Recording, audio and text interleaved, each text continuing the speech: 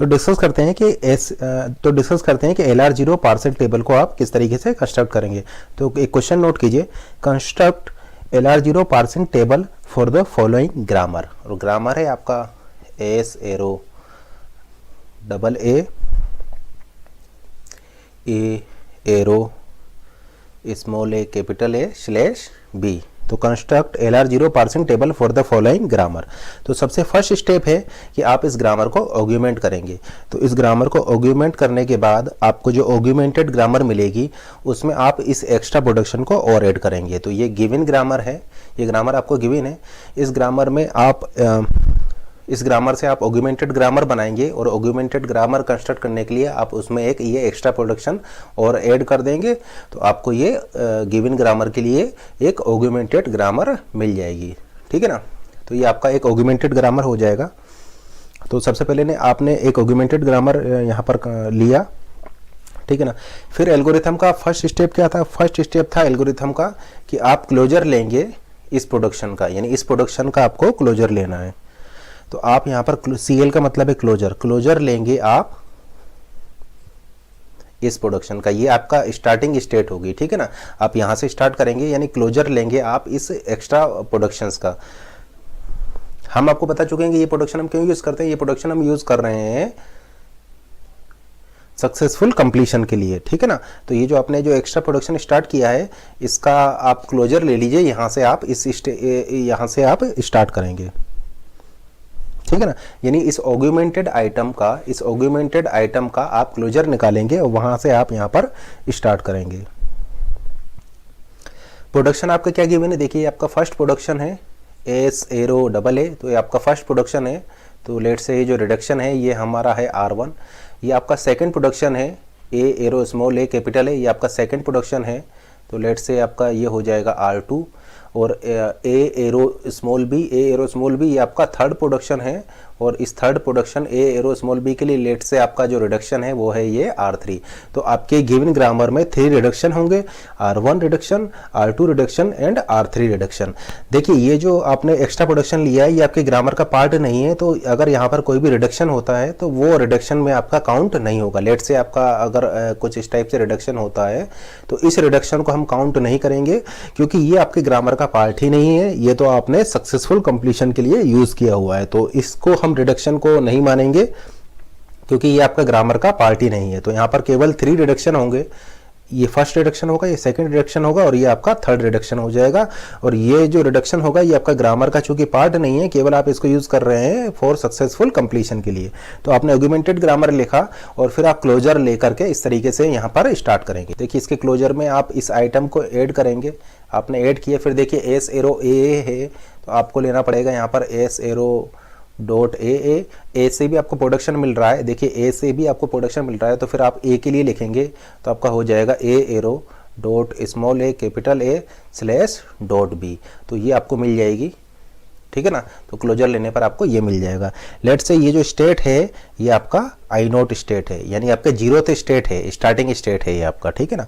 तो ये आपका स्टार्टिंग स्टेट हो जाएगा। या आप ऐसा बोल सकते हैं कि यहाँ पर हम क्या कर रहे हैं, canonical collection of LR0 items निकाल रहे हैं। Canonical collection of LR0 items निकाल रहे हैं, क्योंकि आपका जो LR0 पार्सिंग टेबल है वो हम कंस्ट्रक्ट करेंगे by using these canonical collection of LR0 items. तो ये आपका स्टेट 0 हो जाएगा और ये आपका I0 आइटम हो जाएगा। या आप ऐसा बोल सकते हैं कि वो जो टेबल हम कंस्ट्रक्ट करेंगे, LR0 पार्सिंग टेबल हम कंस्ट्रक्ट करेंगे, उस पार्सिंग टेबल में ये आपका 0th रो हो जाएगी, क्योंकि वहां पर LR0 पार्सिंग टेबल में रो क्या बताती है? रो बताती है आपका स्टेट नंबर। तो जैसे कि इससे पिछले वाले केस में आपने एक एग्जाम्पल डिस्कस किया था, वहां पर आपकी जो स्टेट्स थी, स्टेट्स हमने रो वाइज मेंशन की हुई थी, ठीक है ना। तो ये आपका 0th रो हो जाएगी। ये हम आगे बताएंगे। देखिए जब इसके टेबल बनाएंगे तो आपको क्लियर हो जाएगा कि ये आपका 0 रो वाली एंट्री होगी। तो ये रो नंबर 0 है, या आपका स्टेट नंबर 0 है। अब देखिए फिर हम गो टू फंक्शन का यूज करेंगे। देखिए यहाँ से क्या क्या आपका जा रहा है। एक तो कैपिटल एस पर आप डॉट मूव कर सकते हैं, यानी आप वो सारी पॉसिबिलिटी कवर करेंगे जो कि यहाँ पर पॉसिबल है। देखिए डॉट को आप कहाँ कहाँ शिफ्ट कर सकते हैं, एस के बाद शिफ्ट कर सकते हैं, ए के बाद शिफ्ट कर सकते हैं, स्मॉल ए के बाद डॉट को शिफ्ट कर सकते हैं और बी के बाद डॉट को शिफ्ट कर सकते हैं। तो सारी पॉसिबिलिटी आप कवर करेंगे। तो अब हम लगाने जा रहे हैं यहाँ पर गो टू फंक्शन। तो पहले हम अप्लाई करेंगे go to I note comma capital S, go to I note comma capital S करेगा। ये जो एस वाले प्रोडक्शन है उसमें आपका डॉट को शिफ्ट कर देगा, यानी एस से पहले अगर डॉट है तो उस डॉट को एस के बाद ले आएगा। तो हम बता चुके हैं ऑलरेडी गो टू किस तरीके से काम करता है। तो ये आपका हो जाएगा क्लोजर ऑफ एस डेट। देखिए आपका एस केवल यहीं पर ही आया है और किसी प्रोडक्शन में डॉट एस वाली सिचुएशन नहीं है, तो ये डॉट को एस के बाद ले आएगा। तो ये डॉट जो है आपका एस के बाद आ जाएगा।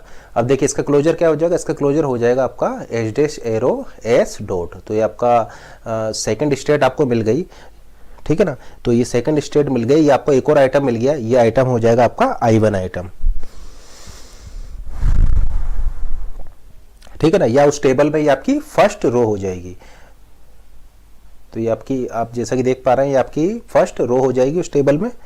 और ये आपका ऑग्यूमेंटेड प्रोडक्शन है, ये हम यूज कर रहे हैं फॉर सक्सेसफुल कंप्लीशन। तो आपका क्या बता रहा है, आपका ये बता रहा है कि ये सक्सेसफुल कंप्लीशन के लिए हमने यहाँ पर यूज किया है। तो जब भी आपको ये मिल जाता है, ये रिडक्शन जब भी आपको मिलता है, वहां पर इसका मतलब होगा सक्सेसफुल कंप्लीशन, ठीक है ना। क्योंकि इसका क्या मतलब है, इसका मतलब ये है कि वी हैव सीन एवरीथिंग। आपने बॉटम से स्टार्ट किया या स्ट्रिंग से स्टार्ट किया और आप स्टार्टिंग सिंपल एस पर पहुंच चुके हैं, यानी आपने एस को सीन कर लिया। इसका मतलब आपका जो पार्सिंग है वो कंप्लीट हो चुकी है बॉटम अप फैशन में। तो आप ऐसा बोल सकते हैं कि आपने एस को यहाँ पर सीन कर लिया है, तो आपका वो सक्सेसफुली पार्स हो चुका है। तो आप इस सक्सेसफुल कंप्लीशन के लिए इसका यूज करेंगे। तो जिस भी स्टेट पर आपको ये मिल जाएगा, ये आइटम आपको जिस भी स्टेट पर मिल जाएगा, वो स्टेट आपका आप सक्सेसफुल कंप्लीशन के केस में, ये आप सक्सेसफुल कंप्लीशन के लिए आप उसको यूज कर सकते हैं। तो इसका मतलब हो जाएगा सक्सेसफुल कंप्लीशन। तो आप सक्सेसफुल कंप्लीशन यानी आप एक्सेप्टेड के लिए इसको यूज करेंगे, ठीक है ना। एक्सेप्टेड वाली एंट्री हम यहां पर करेंगे। सेकंड देखिए आपका पॉसिबिलिटी एक और हो सकता है कि आपका डॉट आप ए के बाद शिफ्ट करें, यानी सेकंड आपका गो टू हो सकता है। गो टू देखिए ये आपकी स्टेट्स हैं और ये हम ट्रांजिशन डिफाइन कर रहे हैं। तो ट्रांजिशन हम डिफाइन कर रहे हैं गो टू फंक्शन की हेल्प से। गो टू आइटम है आपका आई नोट और किस पर डिफाइन कर रहे हैं हम, वेरिएबल ए पर डिफाइन कर रहे हैं। तो ये क्या हो जाएगा, ये हो जाएगा आपका गो टू डेफिनेशन हम बता चुके हैं, ये आपका हो जाएगा क्लोजर।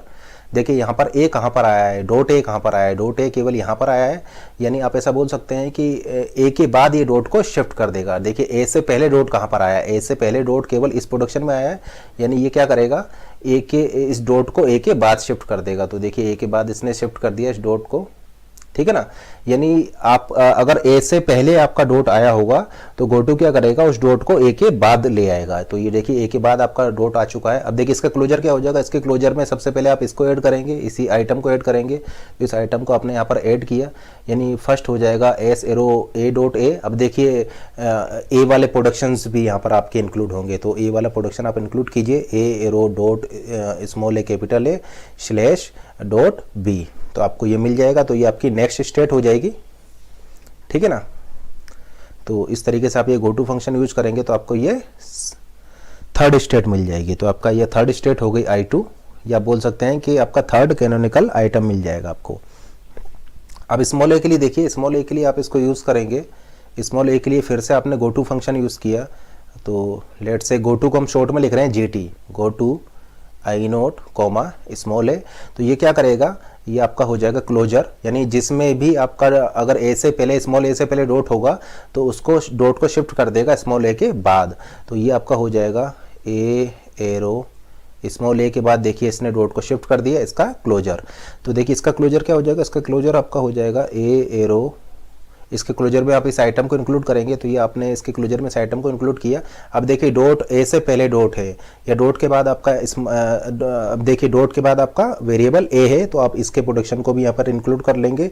ये हो जाएगा A arrow dot A dot B. तो ये आपकी नेक्स्ट स्टेट हो जाएगी, और ये स्टेट लेट से है आपका I3। अब देखिए यहाँ पर एक और पॉसिबिलिटी हो सकती है, वो पॉसिबिलिटी हो सकती है आपकी स्मॉल बी पर। तो स्मॉल बी पर आप अगर ये फंक्शन लगाएं, यानी go to I note comma small B, go to I note comma small B, तो आपको ये क्या दे देगा, ये दे देगा आपको क्लोजर, यानी डॉट को बी के बाद शिफ्ट कर देगा। यानी यहाँ पर एक ही प्रोडक्शन है जिसमें बी से पहले डॉट है, तो आपका ये गो टू क्या करेगा, इस डॉट को बी के बाद ले आएगा। तो ये हो जाएगा ये हो जाएगा ए एरो बी डॉट, ठीक है ना। Go to I note comma small B, आपका ये हो जाएगा closure A arrow B dot. तो इसका क्लोजर क्या हो जाएगा, इसका क्लोजर आपका ये हो जाएगा ए एरो बी डॉट। तो ये आपको नेक्स्ट स्टेट मिल जाएगी। ये स्टेट क्या हो जाएगी, ये स्टेट हो जाएगा लेट से आपका I4। ये आपका I4 आइटम है। अब जैसे कि आप यहाँ पर देख रहे हैं, यहाँ पर आपका ये रिड्यूस हो चुका है, एरो बी वाला प्रोडक्शन आपका रिड्यूस हो चुका है। यानी आप ऐसा बोल सकते हैं ये कौन सा आइटम है, ये रिड्यूस्ड आइटम है या फिर आपका फाइनल आइटम है। यानी आपने इस बी को सीन कर लिया है तो आपका ये फाइनल आइटम है, या फिर इसको बोलेंगे आप रिड्यूस आइटम, क्योंकि डॉट आपका सबसे लास्ट में आ चुका है। तो देखिए यहाँ पर कौन सा रिडक्शन हुआ है, यहाँ पर रिडक्शन हुआ है आपका R3। तो आप ऐसा बोल सकते हैं कि यहाँ पर जो रिडक्शन हो रहा है वो रिडक्शन हो रहा है आपका R3 का। देखिए ये आपका रिडक्शन नहीं है, क्योंकि आपकी ग्रामर का पार्ट नहीं था ये। देखिए रिडक्शन आपके केवल यहाँ पर 3 ही है, R1, R2, R3, ये कोई रिडक्शन नहीं है, ठीक है ना, क्योंकि ये तो आपका ग्रामर का पार्ट ही नहीं है। तो ये आपका सक्सेसफुल कंप्लीशन के लिए आपने यूज़ किया हुआ है, इसलिए ये आपका ग्रामर का कोई पार्ट नहीं है। तो इसलिए यह आपका रिडक्शन में हमने इसको यहाँ पर काउंट नहीं किया हुआ है। तो 3 ही रिडक्शन है आपके R1, R2, R3, तो ये आपका R3 हो जाएगा। अब देखिए यहाँ से तो डॉट आपका पॉसिबल नहीं, क्योंकि ये तो आपका फाइनल आइटम हो चुका है। यहाँ पर देखिए, यहाँ पर फिर आपका एक तो कैपिटल ए के लिए पॉसिबिलिटी है, और दूसरा आपका पॉसिबिलिटी है स्मॉल ए के लिए, और तीसरी पॉसिबिलिटी है स्मॉल बी के लिए। तो गो टू फंक्शन हम लगाने जा रहे हैं।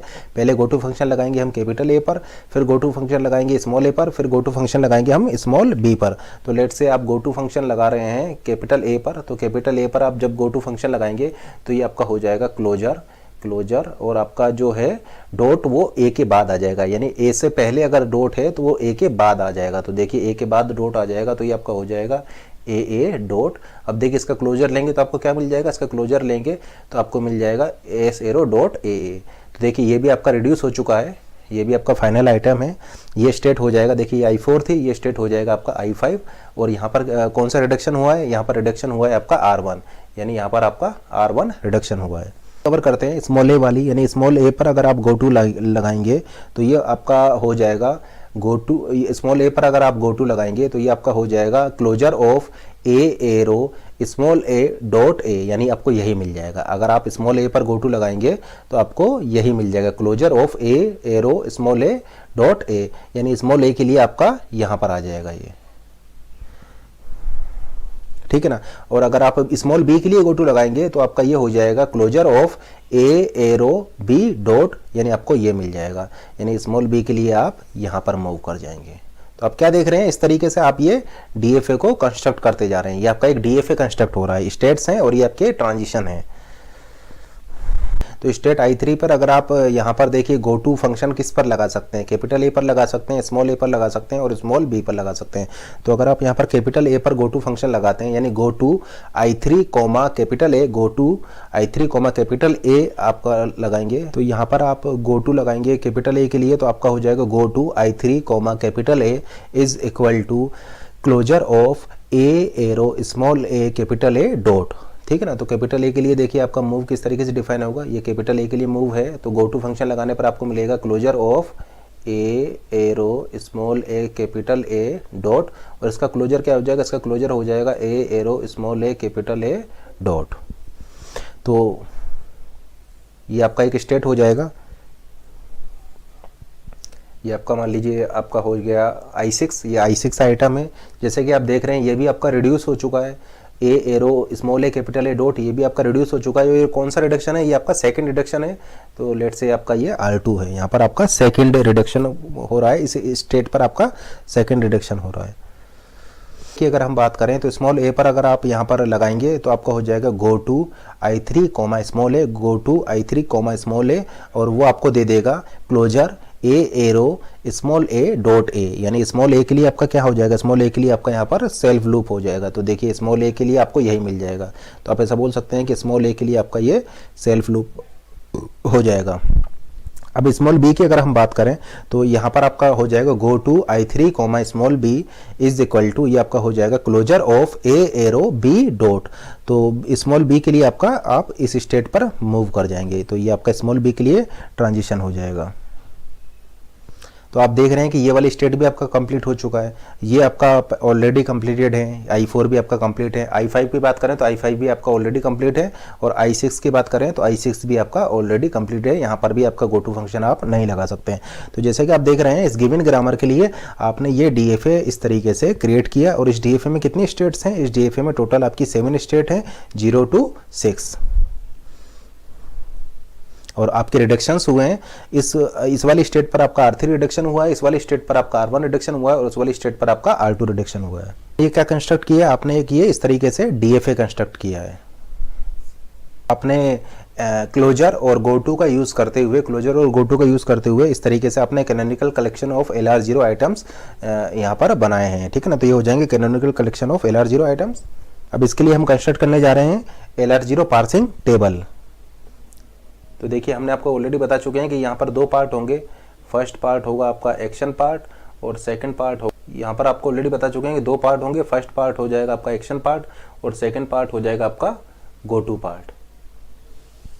तो देखिए एक्शन पार्ट में आपके वेरिएबल्स होंगे, आपके केवल दो ही वेरिएबल्स हैं ग्रामर में, कैपिटल S और कैपिटल A, तो ये दो वेरिएबल हो जाएंगे आपके। और टर्मिनल्स यहाँ पर क्या है, टर्मिनल्स हैं आपका स्मॉल a, स्मॉल b और डॉलर। डॉलर हमने यहाँ पर एज ए एंड मार्कर हम यहाँ पर यूज़ कर रहे हैं, तो डॉलर को भी हमें यहाँ पर लिखना पड़ेगा, एज ए एंड मार्कर हमने यहाँ पर यूज़ किया है। और लेट से यहाँ पर हम स्टेट नंबर आपका लिख रहे हैं। जैसे कि आप देख पा रहे हैं यहाँ पर स्टेट्स क्या क्या हैं, 0 स्टेट हैं, first state, second state, third, fourth, fifth and six. Total आपकी यहाँ पर 7 स्टेट्स हो जाएंगी, ये 7 स्टेट्स हो जाएंगी आपके यहाँ पर टोटल। अब देखिए स्टेट नंबर 0 को देखिए, स्टेट नंबर 0 पर जैसे कि आप देख पा रहे हैं आप शिफ्ट कहाँ पर कर रहे हैं। जैसे कि हम ऑलरेडी आपको बता चुके हैं कि गो टू पार्ट में आप लेंगे वेरिएबल्स को और यहाँ पर लिखेंगे स्टेट नंबर को, यानी वेरिएबल्स और स्टेट नंबर होंगे। एक्शन पार्ट में आप लेंगे टर्मिनल्स को और यहाँ पर आप एक्शन लेंगे, यानी शिफ्ट रिड्यूस एंट्रीज आप करेंगे एक्शन पार्ट में। तो देखिए किस तरीके से करेंगे। 0 स्टेट को देखिए, 0 स्टेट पर देखिए कैपिटल एस के लिए, कैपिटल एस के लिए देखिए ये एंट्री कहाँ जाएगी, कैपिटल एस वाली, चूंकि कैपिटल एस क्या है आपका वेरिएबल है, यानी गो टू में जाएगा, यानी वेरिएबल जाएंगे गो टू में और गो टू में आपका आएगा स्टेट नंबर। और टर्मिनल्स की एंट्री होगी एक्शन में और एक्शन में होंगे आपके शिफ्ट रिड्यूस एक्शन। तो देखिए यहाँ पर ये फर्स्ट को देखिए, फर्स्ट आपका क्या है कैपिटल एस, यानी आपका कैपिटल एस के लिए है ये, तो ये कहाँ पर जाएगा, गो टू वाले पार्ट में जाएगा, ये आपका गो टू पार्ट में जाएगा। और आप किस स्टेट में मूव कर रहे हैं कैपिटल एस के लिए, आप स्टेट नंबर 1 पर मूव कर रहे हैं। तो देखिए 0 स्टेट यानी ये आपकी स्टार्टिंग स्टेट है, ये आपकी स्टार्टिंग स्टेट है और टोटल आपकी 7 स्टेट हैं। तो 0 स्टेट पर कैपिटल एस के लिए आप 1 स्टेट पर जा रहे हैं, फर्स्ट स्टेट पर आप जा रहे हैं, तो ये 1 एंट्री हो जाएगा। अब देखिए 0 स्टेट पर कैपिटल ए के लिए, 0 स्टेट पर कैपिटल एस के लिए आप फर्स्ट स्टेट पर जा रहे हैं, 0 स्टेट पर कैपिटल ए के लिए आप जा रहे हैं सेकंड स्टेट पर, 0 स्टेट पर कैपिटल ए के लिए आप जा रहे हैं सेकंड स्टेट पर। तो कैपिटल ए के लिए आपकी एंट्री हो जाएगी यहाँ पर सेकंड स्टेट। तो ये आपका ठीक है ना। अब देखिए 0 स्टेट पर स्मॉल ए के लिए आप शिफ्ट कर रहे हैं। अब देखिए ये आपका हो गया गो टू वाला पार्ट, गो टू वाले पार्ट में आपके वेरिएबल्स आते हैं और वेरिएबल्स के करस्पॉन्डिंग आप यहाँ पर स्टेट नंबर लिखेंगे। तो देखिए कैपिटल एस के लिए स्टेट नंबर था 1, कैपिटल ए के लिए स्टेट नंबर था आपका 2। तो ये हो गया आपका go to part. Action part में क्या होंगे, टर्मिनल्स होंगे और शिफ्ट रिड्यूस ऑपरेशन होंगे। तो देखिए आई नोट यानी 0 स्टेट पर स्मॉल ए के लिए आप क्या कर रहे हैं, रिड्यूस तो हुआ नहीं है यहाँ पर, स्मॉल ए के लिए रिड्यूस तो हुआ नहीं है, यानी स्मॉल ए के लिए आप क्या कर रहे हैं, शिफ्ट कर रहे हैं। किस स्टेट पर आप शिफ्ट कर रहे हैं, आप शिफ्ट कर रहे हैं इस थर्ड स्टेट पर, यानी 0 स्टेट पर स्मॉल ए के लिए आप शिफ्ट कर रहे हैं थर्ड स्टेट पर। तो 0 स्टेट पर स्मॉल ए के लिए आप शिफ्ट कर रहे हैं थर्ड स्टेट पर, तो आप यहाँ पर लिख देंगे S3। S3 का मतलब है शिफ्ट कर रहे हैं थर्ड स्टेट पर। इसी तरीके से 0 स्टेट पर स्मॉल बी के लिए आप शिफ्ट कर रहे हैं फोर्थ स्टेट पर। तो 0 स्टेट पर स्मॉल बी के लिए आप शिफ्ट कर रहे हैं फोर्थ स्टेट पर। तो ये आपका फर्स्ट रो या 0th रो, ये आपकी 0th रो इस तरीके से कंप्लीट हो गई है। अब फर्स्ट रो की बात करें, ये इस फर्स्ट रो की बात करें तो या फर्स्ट स्टेट की बात करें, फर्स्ट स्टेट पर आपका क्या है, देखिए फर्स्ट स्टेट पर वेरिएबल्स के लिए आपका नहीं है, फर्स्ट स्टेट पर आपका वेरिएबल्स के लिए यहाँ पर आउटवर्ड एजेस नहीं है, तो गो टू पार्ट में आपकी कोई एंट्री नहीं होगी। देखिए फर्स्ट स्टेट पर लेकिन आपका ये रिड्यूस हुआ है और ये जो रिडक्शन हुआ है ये आपका ग्रामर्स का पार्ट नहीं है, ये आप यूज़ करेंगे सक्सेसफुल कंप्लीशन के लिए। तो ये ऑलरेडी हम बता चुके हैं कि आप चूंकि इनपुट स्ट्रिंग स्टार्ट करेंगे, इनपुट स्ट्रिंग W से स्टार्ट करेंगे और इनपुट स्ट्रिंग के एंड में आप ये डॉलर को एज ए एंड मार्कर लेंगे और फिर आप इसको रिड्यूस करते जाएंगे और फाइनली आप W को रिड्यूस कर देंगे इस कैपिटल एस में और आपका यहाँ पर एंड मार्कर में क्या मिलेगा, आपको एंड मार्कर हो जाएगा आपका डॉलर। यानी आप ऐसा बोल सकते हैं कि सबसे एंड में आपको ये स्टेट मिलेगी, यानी एस डॉट इसके बाद में आपका डॉलर, यानी ये जो रिडक्शन होगा S dash arrow S dot, इसकी एंट्री आप कहाँ पर करेंगे, आप डॉलर पर करेंगे, क्योंकि आपने इनपुट के लास्ट में डॉलर लगा रखा है एंड मार्कर के रूप में। तो जब वो इनपुट आपका पूरा प्रोसेस हो जाएगा तो आपको कैपिटल एस मिल जाएगा। यानी कैपिटल एस कहाँ पर मिला आपको, कैपिटल एस के बाद क्या है आपका डॉलर है, यानी कैपिटल एस के बाद आपका डॉलर होगा। तो इसलिए हम इस सक्सेसफुल कंप्लीशन की एंट्री कहाँ पर करेंगे, हम यहाँ पर डॉलर पर करेंगे। तो फर्स्ट स्टेट पर आपका ये जो सक्सेसफुल कंप्लीशन हुआ ये कहाँ पर हुआ है, आपका डॉलर पर हुआ है। तो फर्स्ट स्टेट पर डॉलर के लिए हम यहाँ पर लिख देंगे एक्सेप्टेड, ठीक है ना। तो फर्स्ट स्टेट पर डॉलर के लिए आपका ये एक्सेप्ट हो जाएगा। तो एंट्री हो गई आपकी एक्सेप्टेड। इस टर्मिनल्स के लिए कोई एंट्री नहीं होगी यहाँ पर, और वेरिएबल्स के लिए भी कोई एंट्री नहीं होगी। अब ये सेकंड स्टेट की बात करें तो सेकंड स्टेट पर देखिए कैपिटल ए है, वेरिएबल है, गो टू पार्ट में जाएगा। कहाँ पर आप गए हैं, फिफ्थ स्टेट पर गए हैं। तो कैपिटल ए के लिए देखिए यहाँ पर 5 आ जाएगा, ठीक है ना। उसके बाद देखिए स्मॉल ए के लिए आपने क्या किया है, स्मॉल ए के लिए आप शिफ्ट किए हैं। शिफ्ट के कौन सी स्टेट पर किए हैं, थर्ड स्टेट पर किए हैं। तो I2 में देखिए यानी सेकंड स्टेट पर आप स्मॉल ए के लिए शिफ्ट किए हैं। किस स्टेट में शिफ्ट किए हैं आप, इस थर्ड स्टेट पर। तो ये हो जाएगा आपका S3। और स्मॉल बी के लिए आप शिफ्ट किए हैं फोर्थ स्टेट पर, तो यहाँ पर आ जाएगा आपका S4। थर्ड स्टेट की हम बात करें तो इस थर्ड स्टेट पर कैपिटल ए यानी कौन सा पार्ट हो जाएगा, ये गो टू पार्ट हो जाएगा। कैपिटल ए के लिए आपका क्या एंट्री होगी, 6, यानी कैपिटल ए के लिए आपका देखिए थर्ड स्टेट की अगर हम बात करें तो थर्ड स्टेट में कैपिटल ए के लिए आपका ये गो टू का पार्ट हो जाएगा, क्योंकि वेरिएबल है तो गो टू वाला पार्ट हो जाएगा। कहाँ पर जा रहे हैं आप, कैपिटल ए के लिए 6 पर जा रहे हैं। तो ये एंट्री आपका यहाँ पर स्टेट नंबर 6 आ जाएगा, ठीक है ना। उसके बाद स्मॉल ए के लिए आप शिफ्ट कर रहे हैं कौन सी स्टेट पर। अब देखिए स्मॉल ए यानी टर्मिनल हो जाएगा, ये टर्मिनल है तो कौन से पार्ट में आएगा, स्मॉल ए है तो एक्शन पार्ट में आएगा। एक्शन में आपका शिफ्ट रिड्यूस होंगे। तो आप क्या कर रहे हैं, यहाँ पर शिफ्ट कर रहे हैं कौन सी स्टेट पर, थर्ड स्टेट पर ही। तो ये आपका यहाँ पर स्मॉल ए के लिए S3 आ जाएगा। उसी तरीके से बी के लिए देखिए, स्मॉल बी के लिए एक्शन वाला पार्ट हो गया, टर्मिनल है, शिफ्ट कर रहे हैं कौन सी स्टेट पर, फोर्थ स्टेट पर। तो आपका यहाँ पर S4 आ जाएगा। तो ये आपका थर्ड स्टेट भी हो गई। अब फोर्थ स्टेट की बात करें हम, ये आपकी फोर्थ स्टेट पर देखिए वेरिएबल्स के लिए आउट ट्रांजैक्शन नहीं गए हैं, वेरिएबल्स के लिए ट्रांजैक्शन आउट नहीं गए हैं। इसका मतलब यहाँ पर कोई एंट्री नहीं होगी, गो टू में कोई भी एंट्री नहीं होगी। और टर्मिनल्स के लिए भी आउटसाइड ट्रांजैक्शन नहीं हुए हैं, ठीक है ना। टर्मिनल्स के लिए भी कोई भी आउटसाइड ट्रांजैक्शन यहाँ पर नहीं हुआ है। तो एक्शन पार्ट में भी आपका, ठीक है ना। तो आप यहाँ पर क्या देख रहे हैं, आप यहाँ पर ये देख रहे हैं कि इस फोर्थ स्टेट पर आपका किसी भी वेरिएबल्स के लिए आउट ट्रांजैक्शन नहीं हुआ है, किसी भी आउट ट्रांजैक्शन नहीं है, या आउट एरो नहीं है, आउटसाइड एजेस नहीं है, आउटवर्ड एजेस नहीं है। इस फोर्थ स्टेट पर किसी भी वेरिएबल के लिए आपका आउटवर्ड एजेस नहीं है, लेकिन इस फोर्थ स्टेट के लिए किसी भी वेरिएबल के लिए आपका आउटवर्ड एजेस नहीं है। तो आपका यह गो टू पार्ट में कोई भी एंट्री यहाँ पर नहीं होगी। और जैसे कि आप देख रहे हैं इस फोर्थ स्टेट पर किसी भी टर्मिनल के लिए कोई भी आउटवर्ड एजेस नहीं है, आउटवर्ड एजेस नहीं है किसी भी टर्मिनल के लिए। इसका मतलब एक्शन पार्ट में भी कोई भी शिफ्ट एंट्रीज यहाँ पर नहीं होगी। लेकिन यहाँ पर क्या हुआ है, आपका रिड्यूस हुआ है। कौन सा प्रोडक्शन रिड्यूस हुआ है, R3 प्रोडक्शन रिड्यूस हुआ है। तो चूंकि ये LR0 पार्सिंग टेबल है, आपके LR0 पार्सिंग टेबल है, इसलिए आप इस R3 प्रोडक्शन को ब्लाइंडली फिल कर देंगे, यानी पूरी रो में, आपका एंटायर रो में आप इसको फिल कर देंगे R3, ठीक है ना। क्योंकि ये हम बनाने जा रहे हैं आपका LR0 पार्सिंग टेबल बना रहे हैं।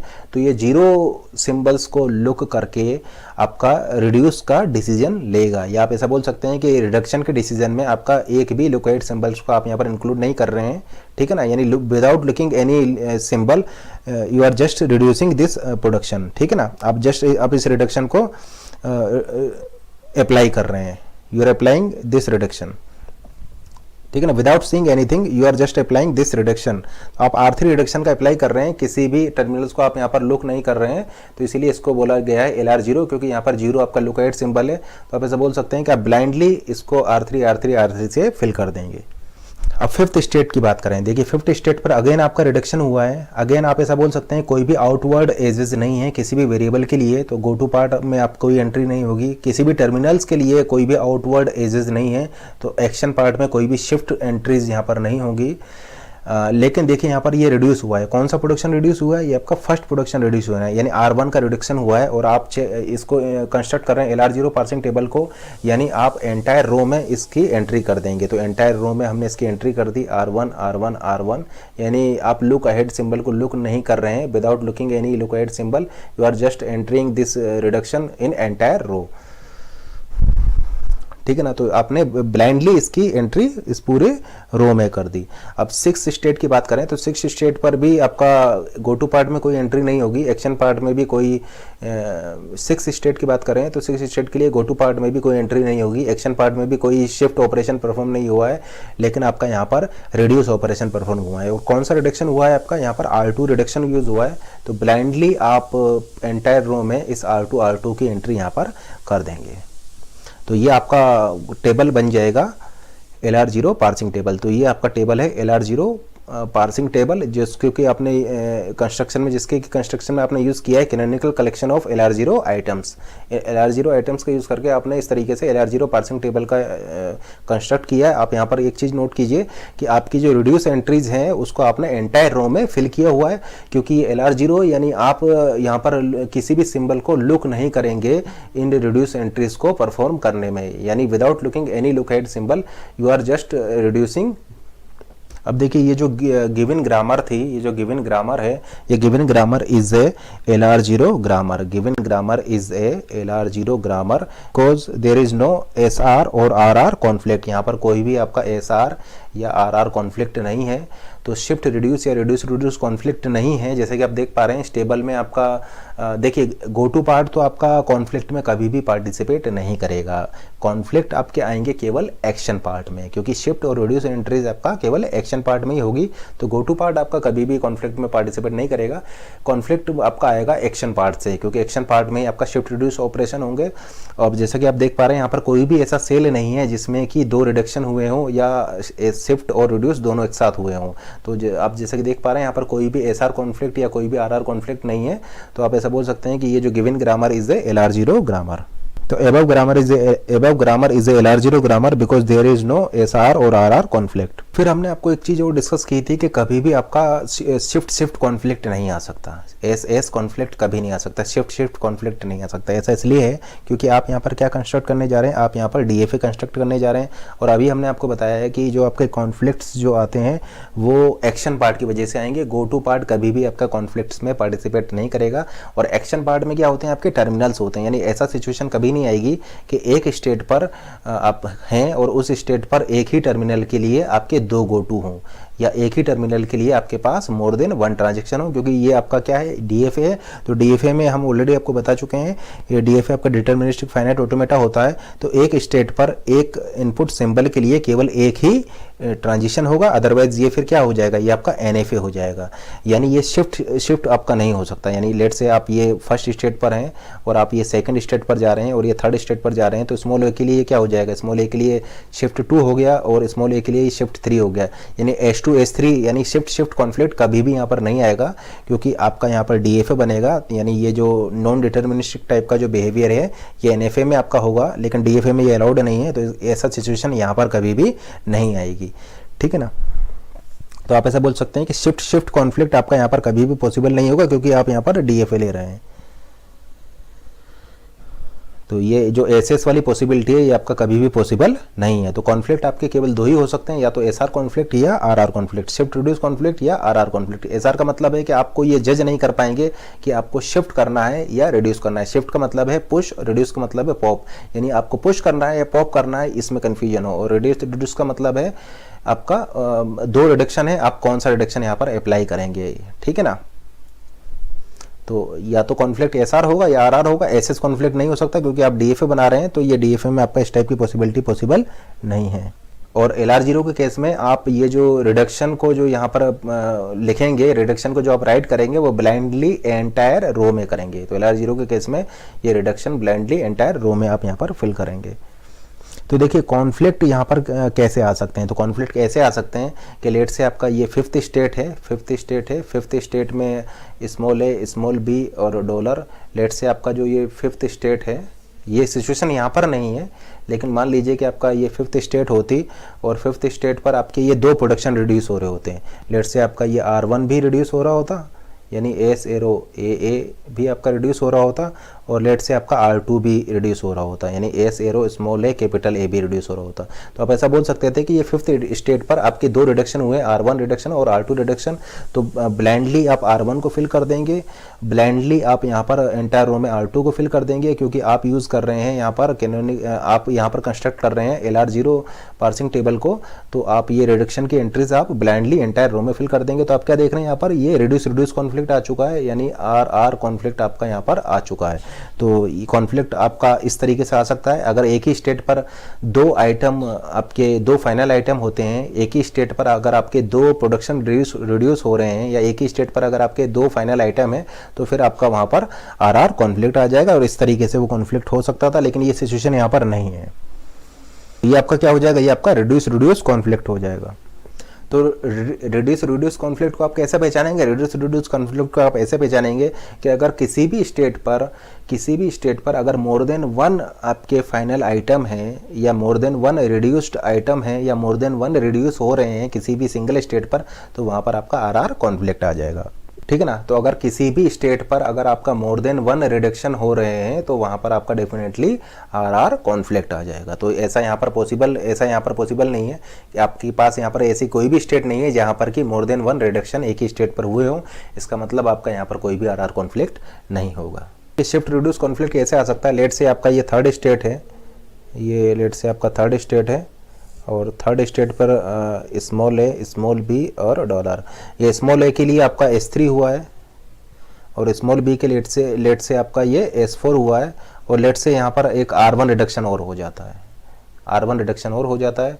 यानी इसमें स्टेट क्या हो जाएंगी, स्टेट आपकी कुछ इस टाइप से हो जाएगी। आपका ये थर्ड स्टेट है I3,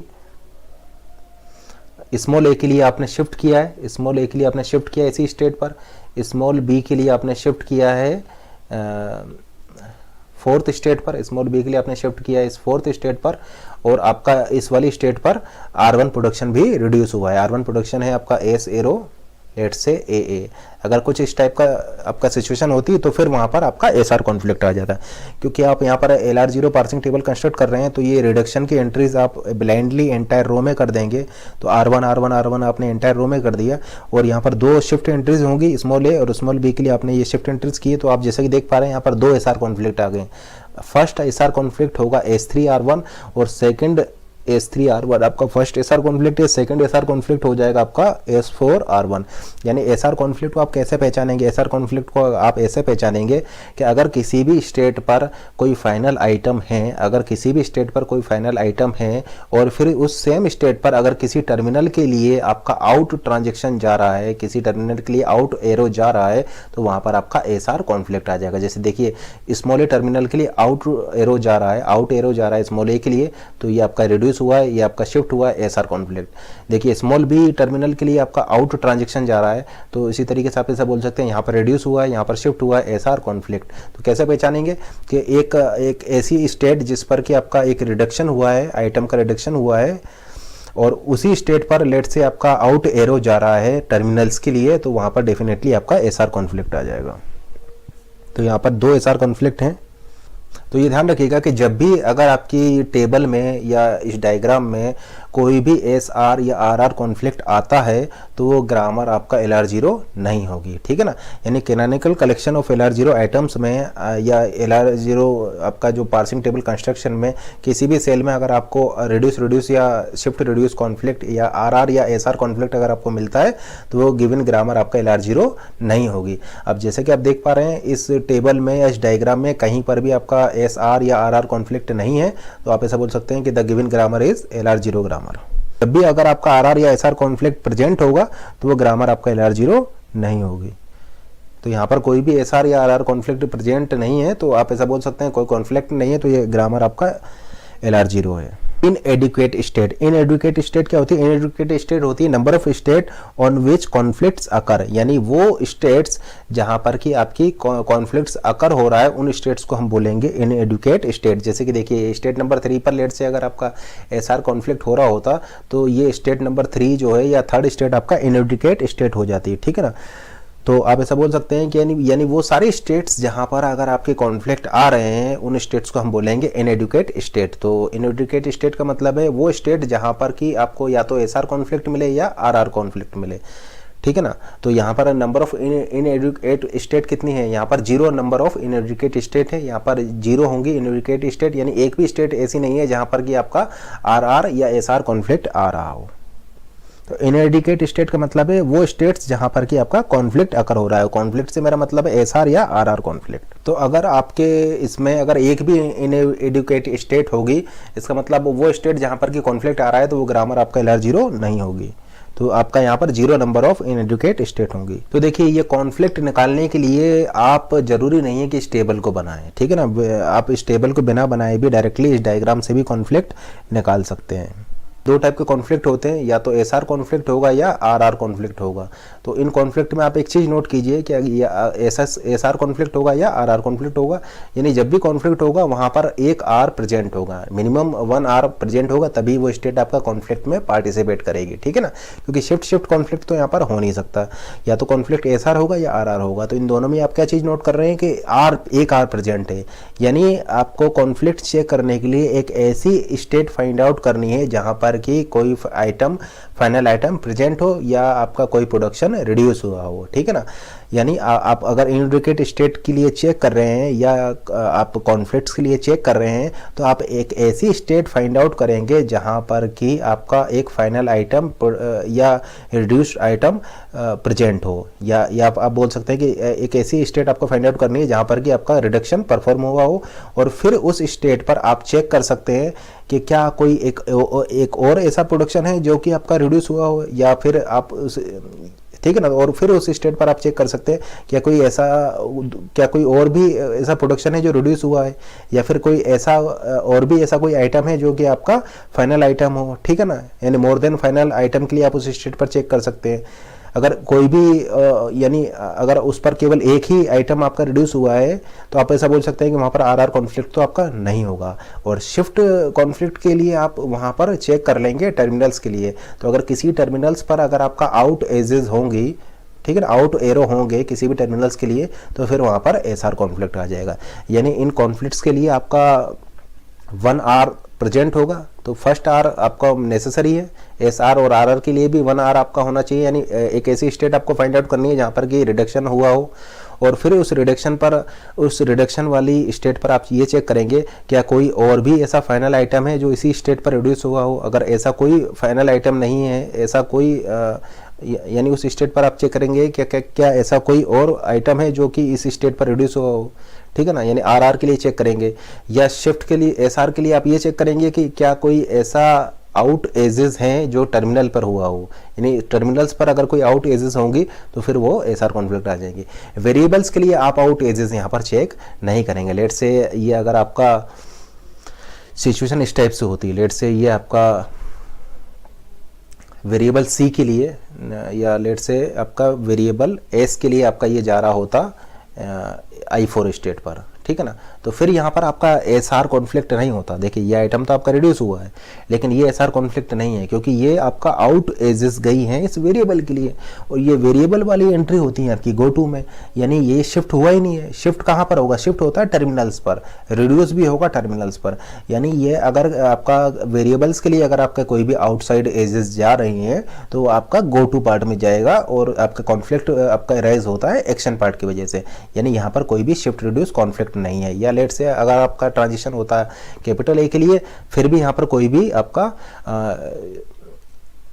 एसआर कॉन्फ्लिक्ट यहाँ पर नहीं है, क्योंकि कैपिटल ए के लिए जो एंट्री आपकी जाती है वो गो टू पार्ट में जाती है। लेकिन अगर यहाँ पर स्मॉल ए होता तो आपका ये एसआर कॉन्फ्लिक्ट हो जाता है, क्योंकि अब ये स्मॉल ए के लिए एंट्री जाएगा आपका एक्शन पार्ट में, रिड्यूस के लिए एंट्री जाएगा एक्शन पार्ट में, तो आपका डेफिनेटली ये एसआर कॉन्फ्लिक्ट हो जाएगा।